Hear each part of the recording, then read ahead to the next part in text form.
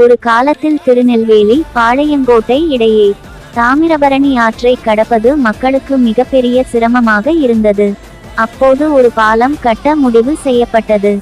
ஆனால் அந்த பாலத்திற்கான செலவு சுமார் 50,000 ரூபாய் என மதிப்பிடப்பட்டது. அந்த காலத்தில் இது மிகப்பெரிய தொகை. அப்போது முன்வந்தார் ஒரு கொடையாளர், சுலோச்சன முதலியார். வரலாற்று பதிவுகளின்படி அவர் ரூ. 50,000 அளவில் தனது சொந்த பணத்தை பாலத்திற்காக வழங்கினார்.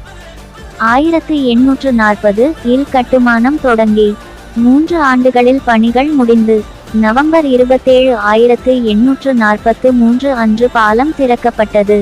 தாமிரபரணியின் மீது கம்பீரமாக நிற்கும் இந்த பாலத்திற்கு அவரது பெயரில் சூட்டப்பட்டது, சுலோச்சன முதலியார் பாலம்.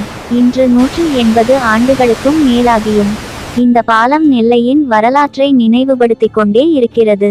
இது ஒரு பாலம் மட்டுமல்ல, ஒரு மனிதரின் கொடை மனசுக்கு நிற்கும் நினைவு சின்னம்.